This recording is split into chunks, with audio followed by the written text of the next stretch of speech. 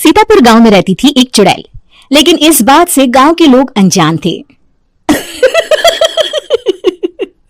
जब तक पूरे गांव की एक एक औरत के गहने मेरे पास नहीं आ जाते, मैं इस गांव को छोड़कर नहीं जाऊंगी, चाहे इसके लिए मुझे लोगों को गायब ही क्यों न करना पड़े। दूसरी तरफ गांव की औरतें बात कर रही थी। अरे सुन रही हो, ये देखो मैंने कल ही नया हार बनवाया है सोने का, कैसा लग रहा है?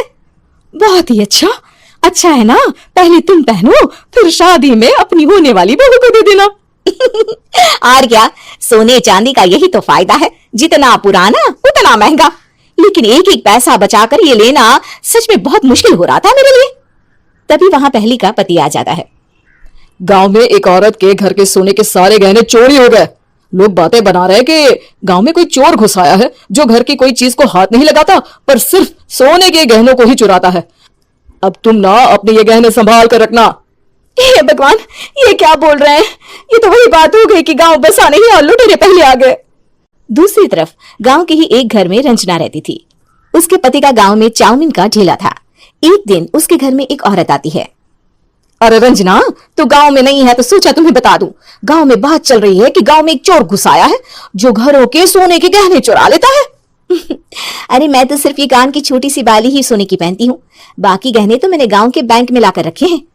ये क्या होता है? ना बाबा ना, हमारे गांव की औरतें तो गहने अपने पास ही रखती है। जब कहीं जाना हो तो बस अलमारी से गहने निकालो और पहन लो। दूसरी तरफ एक औरत हाथ में टोटके वाली छोटी सी गुड़िया लेकर घर में चली आती है। अरे कोई है? घर की औरत है क्या? क्या है ये गुड़िया? ये कोई ऐसी वैसी गुड़िया नहीं है, ये जादुई गुड़िया है। इसको घर की अलमारी में रखना। अगर तुम्हारे घर पर किसी की बुरी नजर होगी तो रात भर में ये पतली सी गुड़िया मोटी हो जाएगी। मैं कल आकर ये गुड़िया ले जाऊंगी और तुम्हारे घर की सारी बुरी नजर छूट जाएगी, समझी? अरे वाह, ये तो बहुत कमाल की गुड़िया है, दे दो। कितने की है एक? अरे नहीं नहीं नहीं, ये फ्री की है। मेरा काम इस पूरे गांव को बुरी नजर से दूर रखने का है। हाँ। भली औरत उसके हाथ से वो गुड़िया लेकर अलमारी में रख देती है। लेकिन अगली सुबह जब वो उस गुड़िया को देखती है तो पतली सी गुड़िया मोटी हो चुकी होती है। हे भगवान, ये क्या? किसने मेरे घर को बुरी नजर से बांध रखा था? तभी वो गुड़िया वाली भी आ जाती है। मैंने कहा था ना, घर पर बहुत ज्यादा बुरी नजर है। लाओ ये गुड़िया मुझे दे दो। औरत वो गुड़िया उठाकर उसे दे देती है। गुड़िया हाथ में आते ही वो औरत उसे लेकर सीधे गांव के बाहर की खाली हवेली में चली जाती है और साधारण औरत से चुड़ैल बन जाती है। अरे पगली, गांव वाली इस गुड़िया के पेट में तेरे घर के सारे गहने हैं। इतना बोलकर वो गुड़िया को फाड़ देती है और सारे गहने निकाल लेती है। वहीं दूसरी तरफ, हे भगवान, मेरे घर के सारे गहने चोरी हो गए। उस औरत के घर के आसपास लोगों का जमावड़ा हो जाता है और लोग बातें करने लगते हैं। लो जी, ये भी घर गया। पता नहीं कौन चोर है जो इतनी होशियारी से गहने चुरा लेता है। कुछ समझ में नहीं आ रहा कि कौन है। लोग तो घर से कहीं जाते भी नहीं है, न ताला लगे न घर खाली हो, फिर भी रातों रात गहने चोरी हो जाते हैं। और हम तो कहते हैं लोगों को बारी बारी चौकीदारी करनी चाहिए, चोर को तो पूरे गांव वाले मिलकर पकड़ ही लेंगे। लोग बारी बारी घरों की चौकीदारी भी करते हैं, लेकिन चोरी होने का सिलसिला रुकता ही नहीं। फिर एक दिन रंजना के पड़ोस से भी रोने की आवाज आती है। अरे, आज ही घर की बुरी नजर उतरी और आज ही सारे गहने भी चोरी हो गए। कैसी बुरी नजर? क्या हुआ था? तभी वहां उस औरत का पति भी आ जाता है जिसके घर में गहनों की चोरी हुई थी। हाँ, मेरी बीवी ने भी किसी गुड़िया को घर में बुरी नजर उतारने के लिए रखा था, लेकिन अगले दिन गहने चोरी हो गए। अब रंजना को कुछ कुछ बात समझ में आ जाती है। वो गांव वालों से कहती है, देखिए अब आप लोग चिंता न करें, जल्द ही चोर पकड़ा जाएगा। उस नजर उतारने वाली गुड़िया को आज मेरे घर कोई भेज देना। फिर क्या था, चुड़ैल को लोग रंजना के घर भेजते हैं। पहली बार देखा है कोई खुद लुटने को तैयार बैठा है। तो तू है जिसे घर की बुरी नजर उतारनी है? ये ले गुड़िया, ये सुबह तक मोटी हो गई तो समझो तुमको और तुम्हारे घर वालों को नजर लगी है। हाँ हाँ, मैंने काफी सुना है। तुम ये गुड़िया मेरे घर छोड़ देना।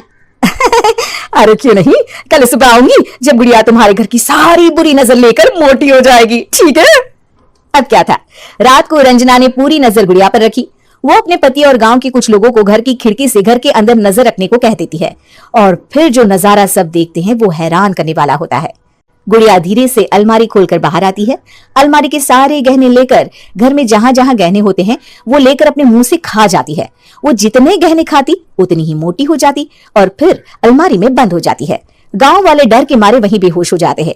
लेकिन सुबह जब वो औरत गुड़िया लेने आती है, रंजना उसका सामना करती है। ये देखो गुड़िया कितनी मोटी हो गई है, लगता है मेरे घर में बहुत लोगों की नजर लगी है। लाला ये गुड़िया मुझे दे दे, अरे बहुत कीमती गुड़िया है ये। तेरे घर की सारी बुरी नजर मैं गांव के बाहर वाली हवेली में फेंक आती हूँ। शाम को फिर लोगों के घर इसे लेकर जाना है ना, इसमें तो मेरी जान बसती है जान। रंजना गुड़िया को चुड़ैल की तरफ बढ़ा देती है लेकिन फिर वापस ले लेती है और गुड़िया के हाथ मोड़ देती है। जैसे ही गुड़िया के हाथ मोड़ती है चुड़ैल का हाथ भी मुड़ जाता है। अच्छा तो ये वो गुड़िया है जिसमें तुम्हारी जान बसती है। अब सुन चुड़ैल, तेरी सारी हकीकत सबके सामने आ गई है। या तो गांव वालों के गहने लौटा दे, नहीं तो मैं इस गुड़िया की गर्दन मोड़ दूंगी। चुड़ैल डर जाती है। अरे नहीं, मेरी गुड़िया दे दो, मैं सबके गहने वापस कर दूंगी। ठीक है, अब भी जा और सबके सारे गहने वापस कर, चल निकल यहाँ से। चुड़ैल सबके गहने लौटा कर रंजना के पास आती है। ला दे मेरी गुड़िया रंजना, इसके अंदर के गहने निकाल दे, लेकिन गुड़िया वापस दे दे। लेकिन रंजना जानती थी कि जैसे ही गुड़िया चुड़ैल को देगी उसकी शक्ति वापस आ जाएगी। चुड़ैल तू तो चुड़ैल ही रहेगी, ये मैं जानती हूँ।